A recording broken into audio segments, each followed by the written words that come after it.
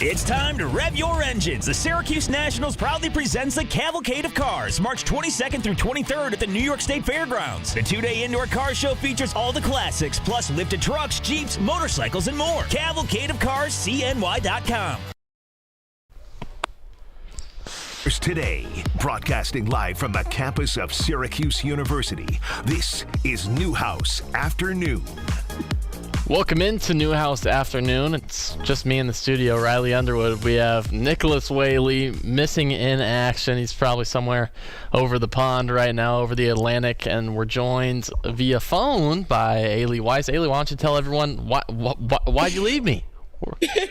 I was ready to go home for spring break. I had to get out of there.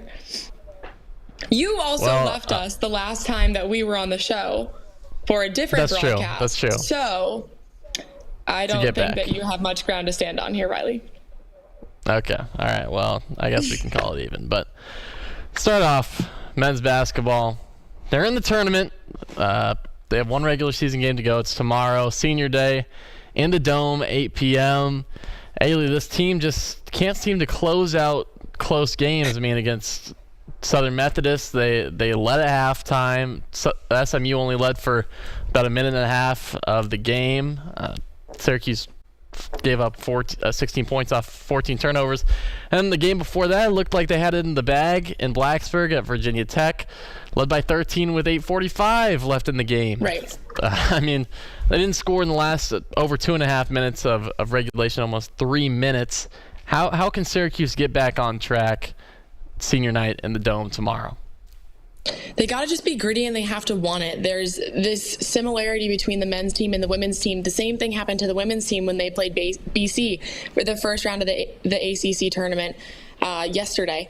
The men's team had the lead, you said, going into the second half, and then blew it in the second half. Same thing with the women's team. Had the lead. They had just beaten BC earlier that week, a week before, by 25 points, and then you come in and you blow a 15-point lead at half, and then you end up giving up the game. Like, at the very end, BC didn't have the lead until 1 minute and 27 seconds left. And then they come in and they just sweep them off their feet and they just take the game. And Coach Legetjak post-game was just saying that they were so scared to lose the game, and that's why they lost the game. And I think it's a very similar scenario with the men's team, is they don't really know what they're doing. They don't know how to close out games. So they kind of look like they're out there with like chickens with their head cut off. You can't be lobbing up long, deep threes as your best chance to win a game against an SMU team that you've hung on to and you were leading for so much of the game. You have to be able to close them out, play better team basketball.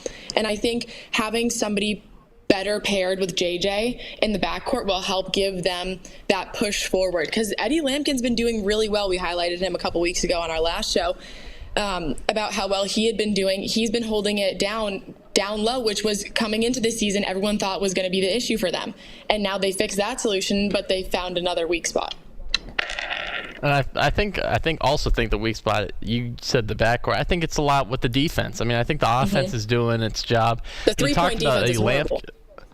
Right, it is. And I'd argue that the paint defense, arguably the same, if not maybe even a little bit worse. It's just weak inside. I mean, Eddie Lampkin, like you said, he's been successful offensively.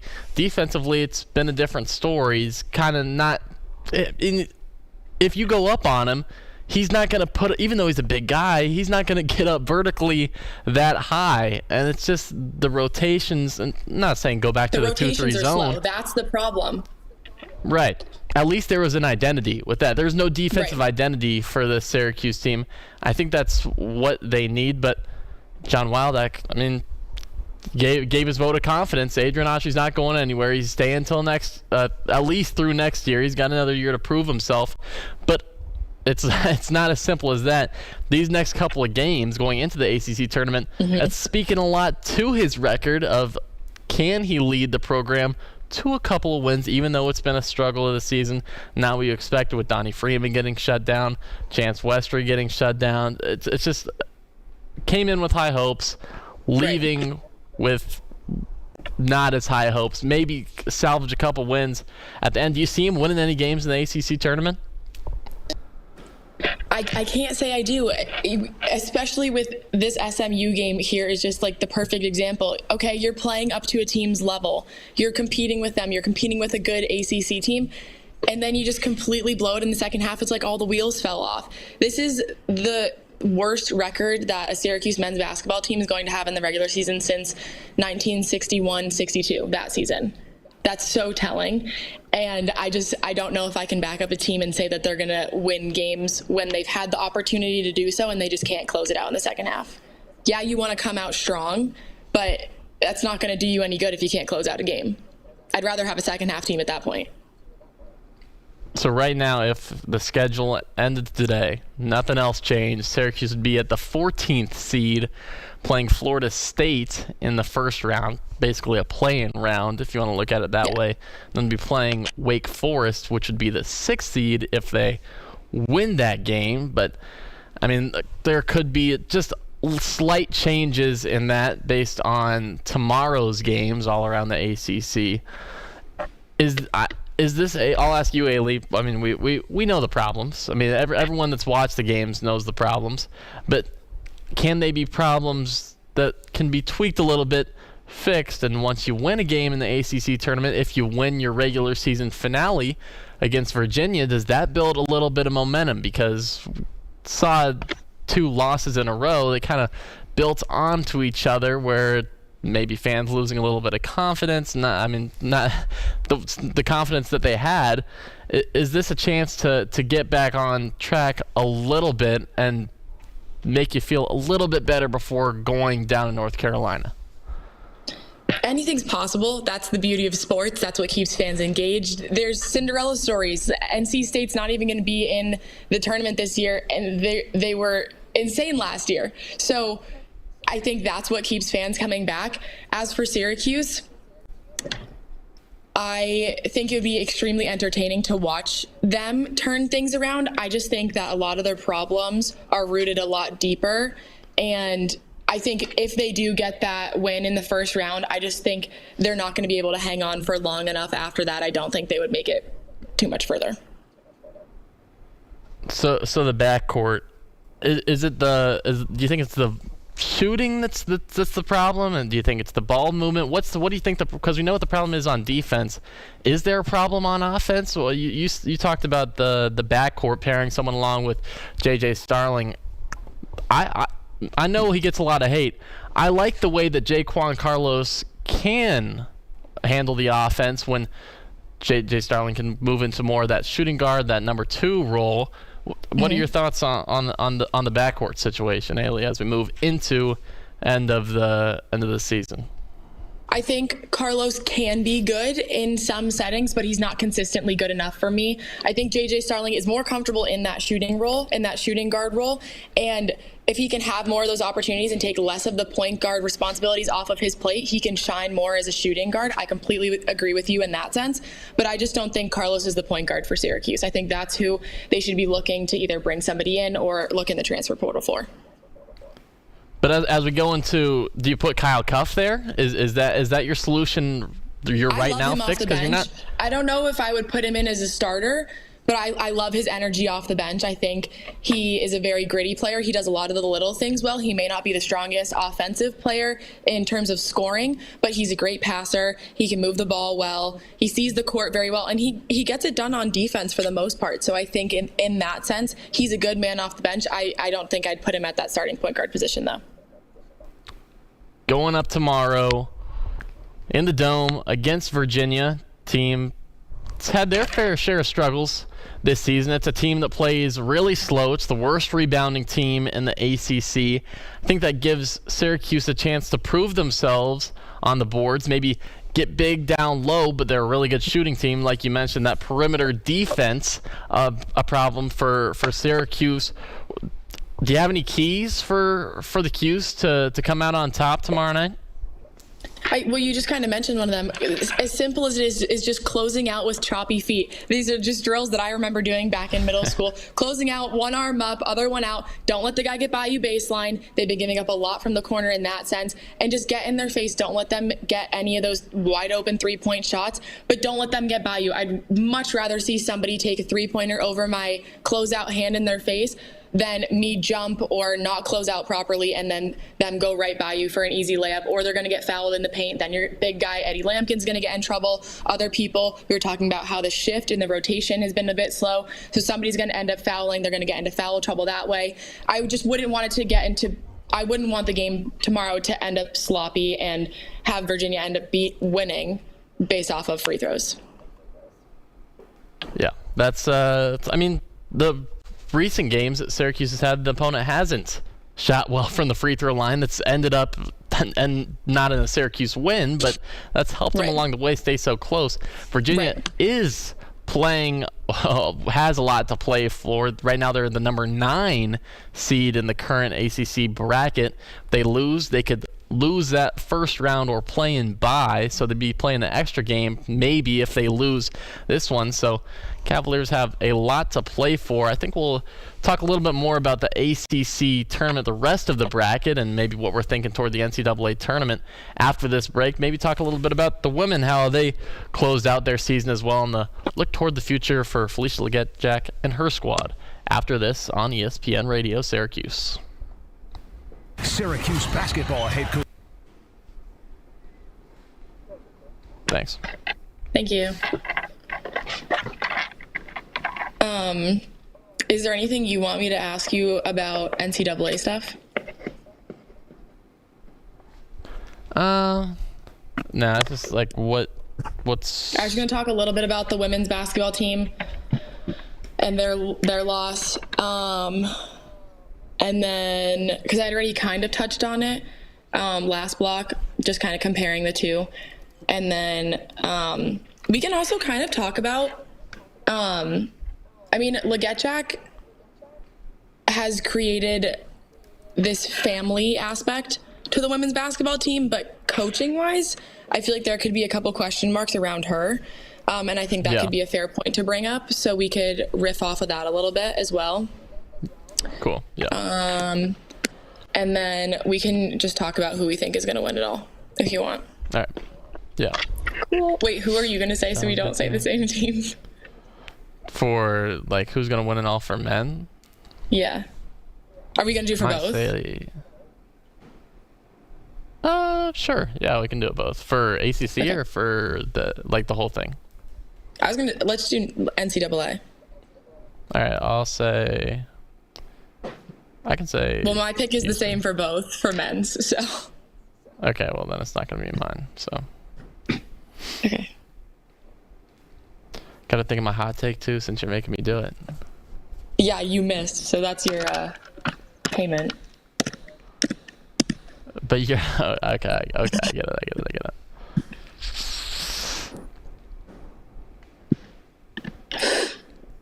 Oh my god, wait, I can't take my picture with you guys, or with you today. Oh, no, it's so sad. Smile. What? Ready? Taking a screenshot? No, I'm gonna take it on my phone. It's right here. It's just down here. Oh, okay. Okay. Can you see me? Like, or not really? I can see you. Yeah, I can see you. Oh, wait. There you go. Wait, it's actually not that bad. Everyone's skipping out early. It's like walking around. It's like hardly anyone here. You really? Yep. It's me and Geraldine in the SMC right now. Nice. No one else here. No one else here. Whoa! I just made it into a boomerang. That's kind of sick. You don't head out until. Oh, you have your DJ thing tonight. Tomorrow. What? I thought it was Friday. I thought the thing said Friday. Saturday. Oh, no. Sorry. And then I leave Monday. What are you doing? For a little. For break. A little bit. Mexico. Nice. Yeah. Wait, that'll be so fun. Yeah. Are you going? So you're not going home at all? No. I'm leaving from here.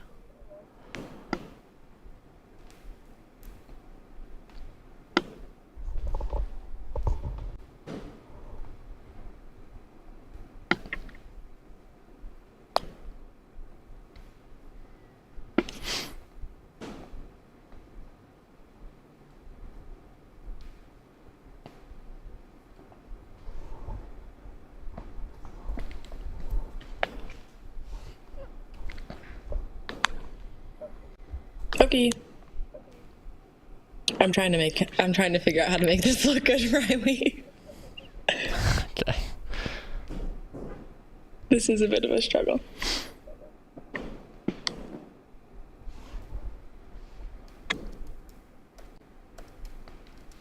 Oh my god, what the heck?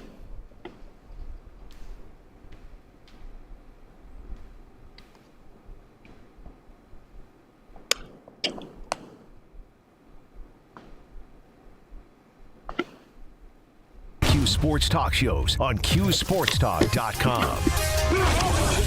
Tomorrow's broadcasting stars today. Broadcasting live from the campus of Syracuse University. This is Newhouse Afternoon. Welcome back into Newhouse Afternoon. Riley Underwood, that's me here in studio, joined by Ailey Weiss over the phone. This hour of Newhouse Afternoon is powered by Drivers Village Cicero. Go to dvoffers.com for more info. We talked about Syracuse a little bit. Their game tomorrow against Virginia in the Dome at 8 p.m. before they head to North Carolina for the ACC Tournament. But for the ACC Tournament, right now I'd have to say the big favorite is Duke. I mean, they've been blowing out teams left and right by pretty big margins. I think that might be my pick too if I was a betting man. Ailey, who catches your eye on the men's side of this bracket? Who do you see coming out on top, or maybe underdog making a run? You stole mine. I was gonna say Duke as well. The New England native, can't go wrong. Can't pick against Cooper Flagg. They've been so consistently dominant all season that I don't know. There's just I really just can't think of anyone else to pick against them. I mean, what about Louisville? I think that might be a team if I was to pick an upset, and that's not really that much of an upset. I mean, they're the number 2 seed right now.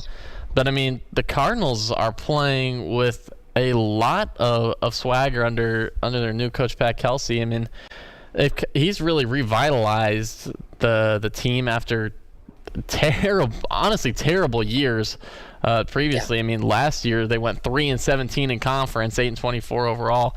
The year before that they went 2-18 in conference and only won 4 games. So for him to come out this year and completely turn it around, 17-2 in conference, second place, right behind the Blue Devils, I think that's a team. I mean, they haven't lost since February 1st.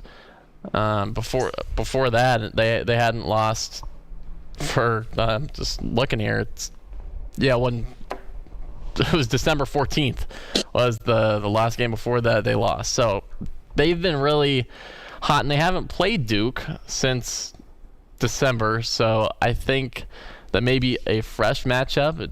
Sometimes when you look at the matchups, you can see, they've just played last week or 2 weeks ago. That's true. Teams evolve. They change a bit throughout the season. What do you think Louisville would need to do to take down Duke? I think it's just limiting the offense. I mean, I think Louisville can score the ball against Duke. I think it's just limiting their shooting, and just, I mean, Duke can score 100 on most teams with whenever they want to. I know it's a lot of Cooper Flagg, but I mean it's a lot of other players too. I mean, you have Tyrese Proctor, Son James.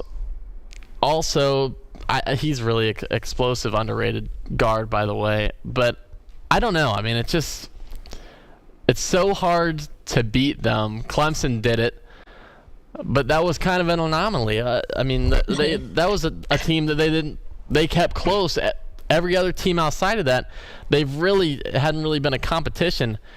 I don't really have an answer for how they do it. Sometimes it's just these games in March, just something happens, the underdog wins. If there is another team, and I know it's an easy cop-out answer, the number 2 seed instead of the number 1 seed, but I think Louisville could do it. I mean, they're one of 3 teams right now in the current bracketology that are probably going to make the NCAA tournament for the ACC, which is another story completely. But I'd say either Duke or Louisville, but I can't go against Duke. Yeah, I agree. Well, the women's side already kicked off their postseason, the ACC tournament. is already underway. Syracuse women's basketball played yesterday and lost in a heartbreaker to BC, which a heartbreaker the way they lost because they were ahead the whole game, and then in the last minute or so, BC takes the lead for the first time and then just takes the game.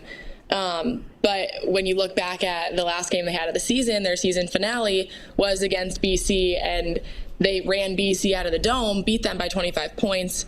But then earlier in the season, they got blown out by BC. So this matchup had been back and forth all season, and then it kind of adds up that it came down to the wire in the postseason.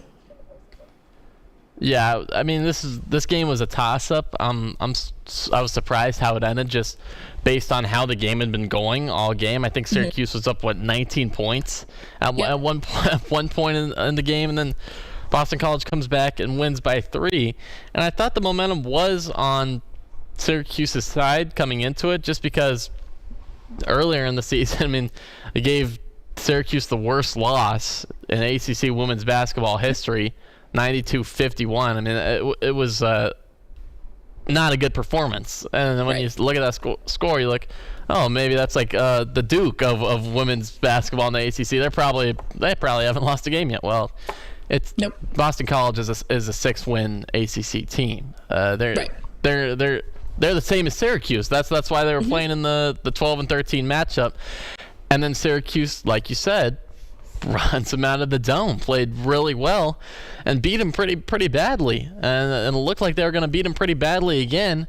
It just didn't turn out that way. Just like we've been saying with the men's team, just can't close it out. Can't close out the wins that really matter. And that one ended the season. So it's a hard way to lose. And man, it puts a little blemish on what had been a pretty successful run for Syracuse women's basketball. I mean, last year was a really successful one, and even though you lose some pieces, you come back thinking that, hey, this is a 24-win team, and all your games. There's no way that it would end up like this if you told me this before the season. Right, and I mean, you talked about losing pieces. Obviously, Deasia Fair is no small piece to lose. Completely carried the team last year, and you saw that a lot this year. I don't think fans realized how much of the wins relied on Deasia Fair's success. And that's not just her dropping 30 points or dropping 20 points day in and day out. That's her realizing, that's other teams realizing how good she is, her then realizing and having to shift her focus on what she's going to prioritize per game. Like, yeah, you can go out and drop 20 points, but what are you going to do when you can't go up and drop 20 points? Like, you have to be able to shift, and you have to be able to pass well and play defense. And Deasia Fair had that ability to do that. And they need a general on the court. I think that was something that they really didn't have. Deasia Fair replicated Coach Legette-Jack on the court. And I don't think that they had anybody doing that for them this year. And I think that also raises the question of, I mean, came out of last year saying Felicia Legette-Jack, well, she might be one of the best coaches in the ACC, but she also had Deasia Fair those last 2 years, brought her over from Buffalo, and you lose her and you struggle like pretty mightily. So you ask yourself how much of that was Deasia Fair and how much was the coaching, especially after a couple questionable moments in the media. Like, is this the right move? I mean, obviously you're gonna, after those successful seasons, you're not gonna make a decision like that. You're gonna let it play out a little bit. But it's not just the one season. When you see coaches get let go, it's not just because of one season. It's because things have built up. So, I mean, for the women's side, for the men's side, this is a season that's going to be looked at years ahead. Go back to the 2024-2025 season. Well, that wasn't a very good year for us. So you really got to bounce back, especially with all these initiatives that the athletic department's been putting out with the NIL. So now there's really not much of an excuse that you can make if you're going to have all this influx of money to put in. And by no means were either of these rosters they should have had the talent that they needed to win, especially on the men's side. All these big recruits, and we're going to get even better or bigger recruits next season. So it's just going to be interesting to see how that plays out, and with the NIL, does that make a difference? Where the power really stands. I think the uniqueness of last season compared to this season is they made a run. They were hanging in there during the NCAA tournament with UConn women's basketball. That program, when you think of women's basketball and college women's basketball, UConn is a dynasty. They've constantly been good. Now you're having some other schools that are joining that conversation. But the fact that Syracuse was hanging with UConn and had a chance to upset UConn in the postseason was awesome for a huge women's basketball fan. That was great to watch. But then having a season like this, where it feels like they took a complete 180, yes, I understand you lost a key piece to your team, but that also is a testament to the coaching staff and things that are going on in the locker room as well. And I think this offseason will be really telling on who she's able to bring in, who she's able to recruit, and fill in on some of those gaps that this team has. But who do you think, or what positions do you think she needs to bring in to turn this team around, or at least start building this team program up again? I think it has to start with what you lost last year that you really missed. A point guard that can really be dynamic. And I think that if you're trying to win now in today's landscape of it, I think for the point guard, you got to get a good one from the portal. And that's the part about Syracuse can pitch it, because it's just like Syracuse football. Now you can say, oh, wow, look at what we did with Kyle McCord. You can come here and you can throw for however many yards. This is where you can say, look what we did with De'Asia Fair. You can come in as a point guard and do X, Y, and Z.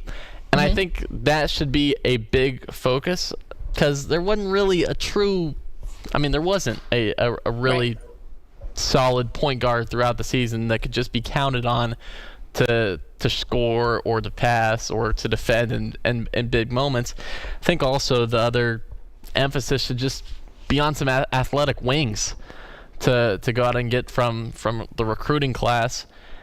And if that happens, I think it's just up to see how the team comes together and competes in the ACC, because they did compete last year. To be honest, they didn't compete this year. So they lose in the play-in. I think to your point also, bringing in a more veteran or tenured point guard would play to their benefit, to have that experienced player come in and take that role on. Because there's a lot of weight that comes with being the point guard of a team. There's responsibilities and there's leadership that also comes along. Everyone compares being a point guard to the quarterback. So it's the same idea. You're directing people on the court. You're the one starting plays. You're the one calling for screens to then get your big open for a pick and roll. So I think having somebody come in where maybe one of these freshman or sophomore guards could then learn from and shadow almost, and then step into that role the season after. ACC tournament still in full swing for the women's side. Already North Carolina won their game against Florida State. They upset. That was actually beat a higher seed team in Florida State, so they move on to the semifinals. In action right now, North Carolina State and Georgia Tech.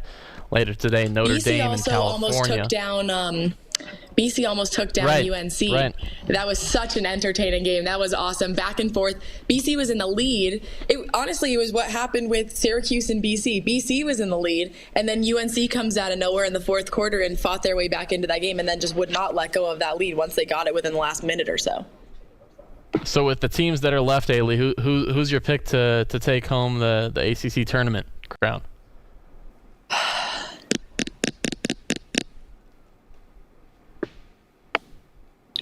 I really liked what I saw when I was watching the UNC-BC game. I think that they could keep it rolling. A come-from-behind win is so empowering for teams, and I think if they can keep that momentum going, they could make a good run. Maybe I'll take UNC, yeah. Okay. I would have taken actually the opposite analysis by saying, "Oh my goodness, we almost lost to that low of a seed." But I mean, that's one way to take it, and I mean, it did work because they beat the 4-seeded Florida State, so they are rolling right now. It is halftime of the North Carolina State Georgia Tech game. Pretty close, 38-37. Wolfpack just up by 1. I think I have to go with Notre Dame. Taking it home. I think they have a good road playing California. This one, I think they're going to take care of that one pretty easily, but women's side doing better than the men's side as far as the NCAA tournament projections go. We say, Haley, we talk a little lacrosse next. What do you think about that? Let's do it. All right, well, stick with us, and we'll give you some preview. Got a pretty big game coming this weekend for Syracuse men, looking to prove that ranking true as they face a team that we've played 62 times already in their history. We'll be right back after this. The Sports Show with... Thanks. Bye.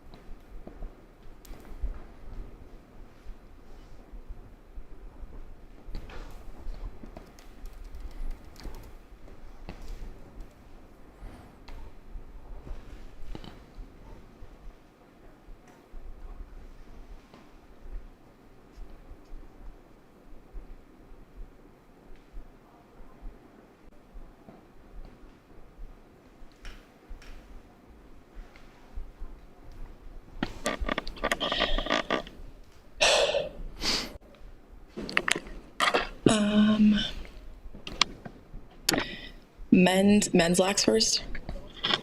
Yeah. Okay. That was our last break, right, Jordan? Do we have one more? We have one more, because we got to go in between this and hot take. Okay, right. Can't forget.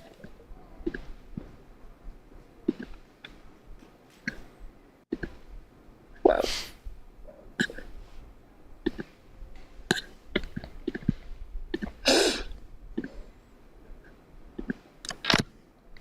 What's the men's team's ranking now?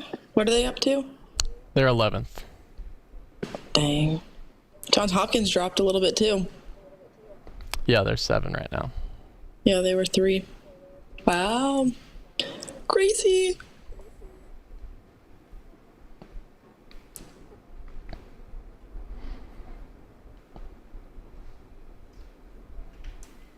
The Utah game last weekend was not at all what I was expecting for to happen for that game. Really? No. Thought it was going to be way closer. I mean, Utah wasn't supposed to be that good. Yeah, but Syracuse lost 2 straight.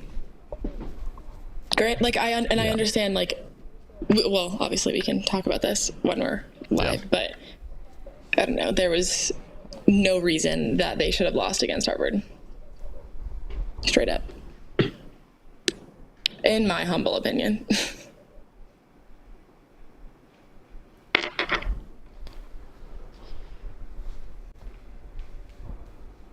We'll kind of have to keep this one, like, kind of short. Yeah, it's fine. We can just briefly touch on the games coming up and whatever their last games, and then Yeah. Also, the Clemson, correct me if I'm wrong, but I believe this is right. The Clemson upset for the women's lacrosse team was the highest upset the highest ranked team that they've upset in program history. Yes, that's correct. Yeah. Okay.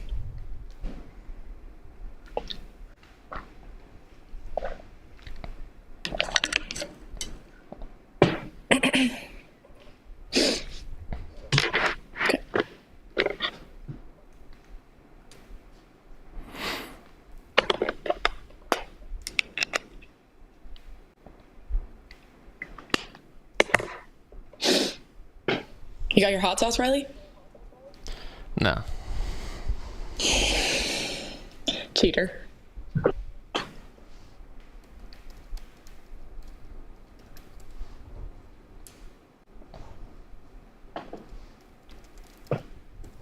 .7 and 100.1. Watch live on QSportsTalk.com. Tomorrow's broadcasting stars today. Broadcasting live from the campus of Syracuse University. This is Newhouse Afternoon. Welcome back into Newhouse Afternoon on the sunny Friday afternoon. Riley Underwood joined by Ailey Weiss, talking a little Syracuse men's lacrosse now after a pretty dominating win at Utah. They return home on Sunday to play number 7 Johns Hopkins. Syracuse ranked number 11 right now. I mean, this is a pretty big one. Syracuse has already had their fair share of tests so far this season. Some of them haven't necessarily been A pluses or passes. They're 4-2 right now. They're 1-2 against ranked opponents, so they could even it out against Johns Hopkins. What do you see in this matchup? What did you like in that Utah matchup that you think that the Orange can carry over to this one? They cleaned up a lot on the offensive end, and the whole problem going into that game was because against Harvard, Johnny Mullen was so dominant in the faceoff circle, was winning more than 80% of the faceoffs, and set school records that game, and they still lost. Like, that's unacceptable from the offense. They have to be producing more goals. But on the defensive end, the week before that, when you look back at the Maryland game was not the defense's fault. They did a great job. Maryland was just getting high quality shots, and they were taking those opportunities and converting on them. The offense, it wasn't converting when they were getting their opportunities. They started getting very selective towards the end of the game. Their body language came down. Not that the weather's an excuse at all, but their first game outside, they were playing in the cold, wet, windy rain. So that was taken into account, but that can't be an excuse for a loss again. And then you come back, you play Harvard, number 15 Harvard in the Dome, looking to bounce back, and then you end up losing. You blew the lead up at half. You end up blowing the lead when your faceoff guy is working his butt off and winning those faceoffs and getting it to the guys on offense like Joey Spallina, Owen Heltz, all those guys, and they're not able to convert. That's frustrating. But then you have to look back at the defense too. Defense, their shifts were a little bit slow, and if they were able to clean that up against Utah, which they were, which is why it was a much lower scoring game for their opponent, then that was what they really need to work on. That was the biggest improvement I saw from week to week. And I think that needs to be carried over, and if not perfected this week against a really, really good Johns Hopkins team that was ranked number 3 just a couple of weeks ago. I was in the Dome yesterday right before lacrosse practice started. First guy that comes out, Joey Spallina, got a wheelbarrow full of balls, stands about 10 yards from the goal, just takes shots before practice even starts. First guy out there. I mean, I think that shows. After that dominating Utah win, coming out against Johns Hopkins, Gary Gate talking. I saw in a interview he did, and Johns Hopkins the only team that beat Syracuse during his time when he was playing for the Orange. And then, of course, they got their get back in that 1989 national championship game where they won. Syracuse beat Johns Hopkins last year, and now they come in as the underdog. But women play Johns Hopkins as well. But on Monday, they haven't had as good of a season as they've certainly hoped for. Of course, Lee Adamson out for the season with an injury, so it's a big part. She's not going to be playing. What do you see in this women's team? And of course, they play this afternoon first against probably a harder team, against number 7 Stanford. It's an ACC team now. Well, yes, Olivia Adamson being out is going to take a toll on their offense, but Emma Ward is going to have to be the person that now steps up and really takes it all and puts it all on her back. She needs to be distributing to everybody. Teams are going to pick up very quickly, if they haven't already, that she's the star on this team. So she needs to be able to still produce a couple of goals a game, but also take a step back and then play more of a facilitating role. Take the attention from the opposing team's defenders and then get it out. So draw all the attention of those Stanford defenders and then make her teammates better. That's where I think that brings a player from a good player to a great player. That's what sets them apart. I think she is playing pretty good right now, and I think that the record is a little bit deceiving because all three of those losses are, I mean, two of them are to the number 2 and number 3 teams in the nation, and against the up and coming Clemson team. I mean, that one came down to the wire. I mean, we were both watching it. 9-8 at home. That was tough. It's not how you want to go out. But I mean, you got to bounce back. You've lost 3 straight now. Then you're going up against another ranked team in Stanford, historically a great program. They're going to come in.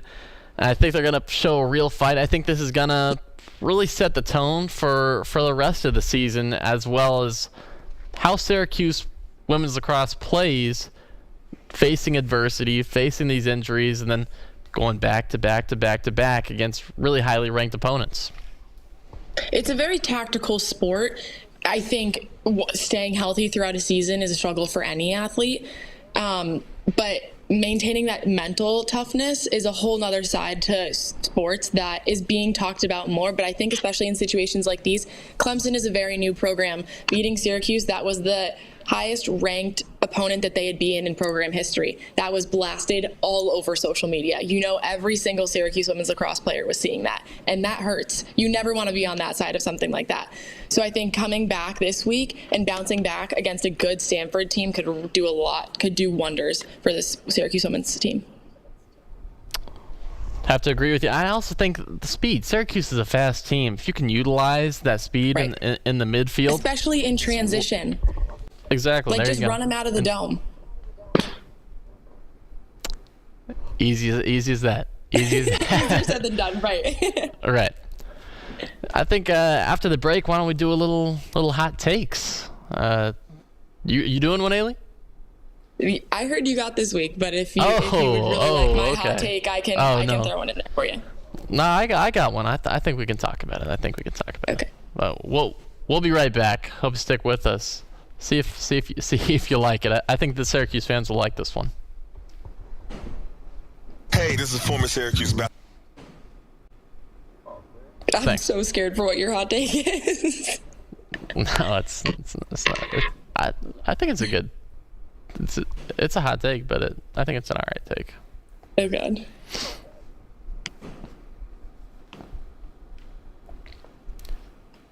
What's our official out time? 2:55. Okay.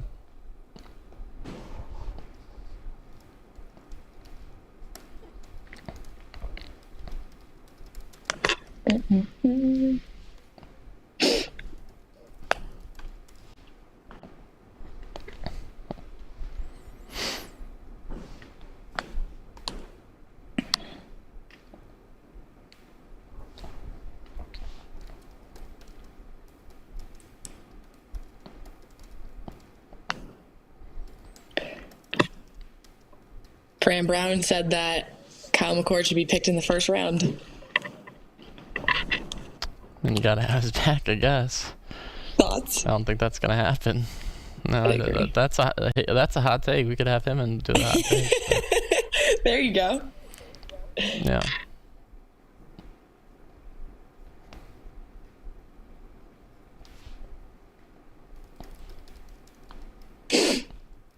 What do you have for the rest of the day?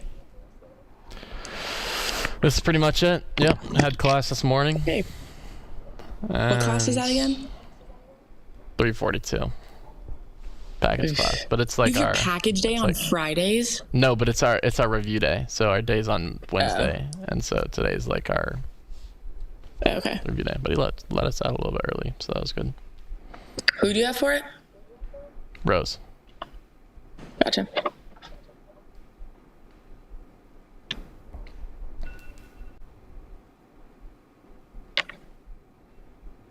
Can you hear that alarm going off? I can, yeah. Okay. It's my sister. She took a nap. Glad that didn't go off while we were live.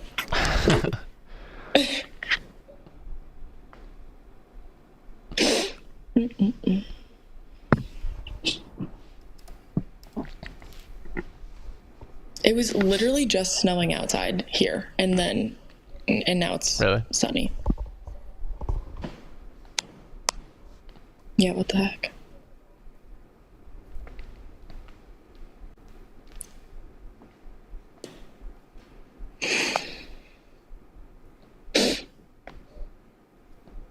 It's not warm outside though. Nope. At all.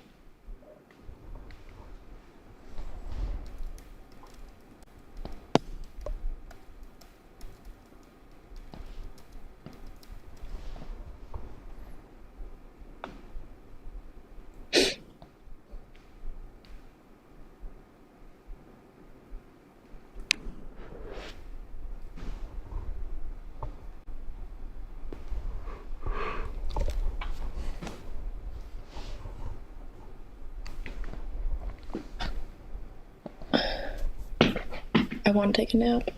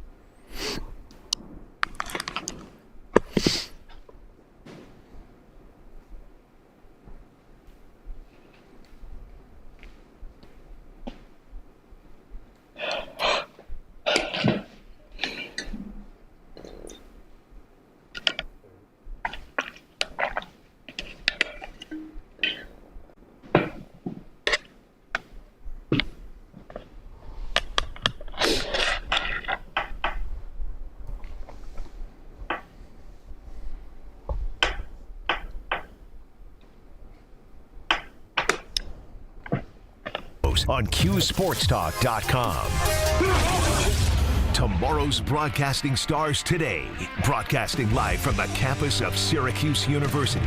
This is Newhouse Afternoon.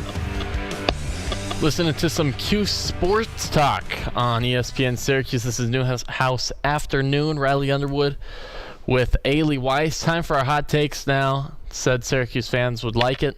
I think you will. I think you will if it does come true. My hot take, I think Donnie Freeman's not done in the Qs. I think he's coming back next year. And I say that because I don't think he liked how this one ended. And it starts with the draft stock. I mean, come in, this guy might have been a one and done. Lottery pick now, shut him down 14 games in. Didn't impress as much as we thought he would. A really good player. Maybe not as good as polished as we thought he would be coming into it. Now, if he enters the draft, most likely a second rounder. I don't think that's what you wanted if you were him.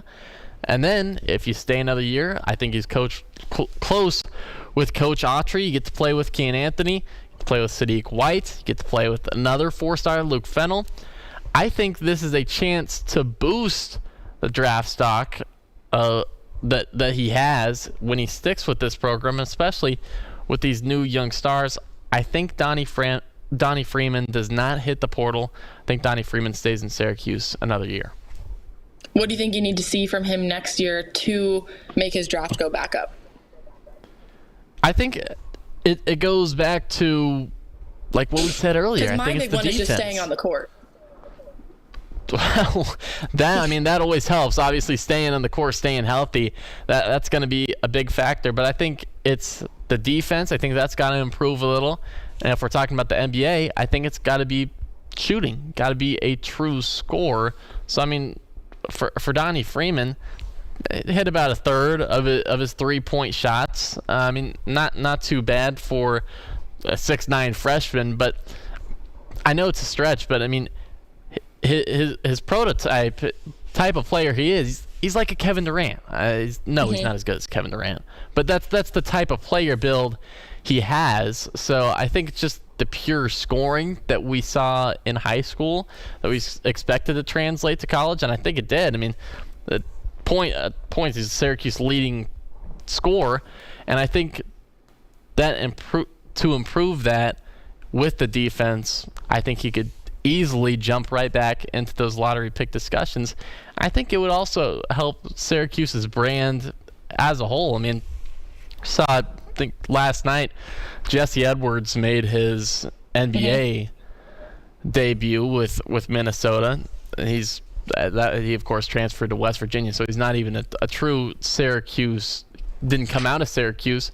So besides him, it's just Jeremy Grant that's in the NBA for Portland. Besides that, Syracuse has no one in the league. I think if Syracuse wants to get back to being that blue blood basketball program, of course you got to win games. But also when you're looking at recruits, you got to have that pro potential. Yeah, we can get you to the league like they were pumping out players about a decade ago.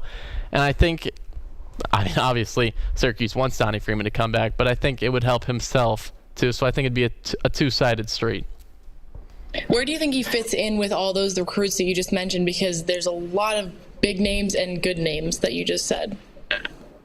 I think he fits in well. I think the only maybe conflict a little bit would be with Sadiq White position-wise, but other than that, I mean, those are guys that are smaller than him, and I think he would take priority. I think you got to have I think they're going to get a center out of the portal, I would assume, I would hope.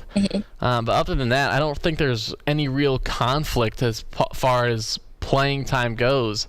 I think it would fit in his favor, and I mean, I think it's a good fit. I mean, of course, nothing's for sure. That's why it is a hot take. But I could see him fitting in. Do you see any conflicts that would prevent that position-wise or lineup-wise? I don't think so. I think we even saw him take priority this season, multiple times throughout the season. I think, again, it's going to come down to whether he wants to stay or not, or if he even wants to go look elsewhere. And Syracuse has just launched this new NIL program to help with that, because I think the university as a whole was realizing they were losing a lot of athletes to the portal because of these other schools that have so much more NIL money and NIL opportunities in general. So I think with that being launched, that is more enticing for him to stay. But I don't see any conflicts lineup wise. I think he would take priority over pretty much anyone, because he was the guy that everyone was excited to watch this season. I think it'll also be interesting to see after this year is how much of this current roster stays, because this is a worse season than last year. Last year was a 20-win season, and then it seemed like basically the whole roster blew up. The whole roster jumped in the portal going every which way. I don't know how much that will affect this year's class too. Will we see a repeat of last year? Is this going to be another situation of that? Or can Coach Autry kind of retain some of these players now that they're more his players that he went out and got? I think that's going to be a really interesting thing to see too, and that's just as time plays out. Yeah, I was going to say only time will tell, but I am very interested. I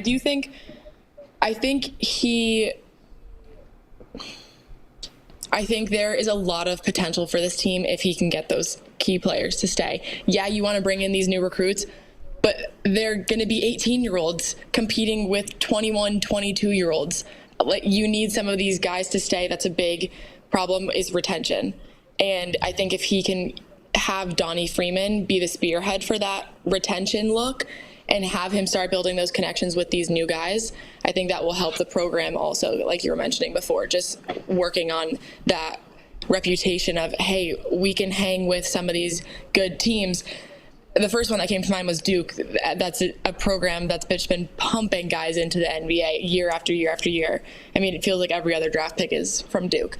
So them being able to get back to where they were 20-ish years ago, that should be Autry's mindset in the coming years to prove that he should be staying in the position that he's in. It's not about the best players. It's about the best team. Syracuse trying to be the better team tomorrow in action at 8 p.m. against Virginia, trying to improve that ACC tournament seeding. Thanks for sticking with us, Riley Underwood and Ailey Weiss. Newhouse Afternoon. We'll get you back to break and more Q Sports Talk. This Orange Nation.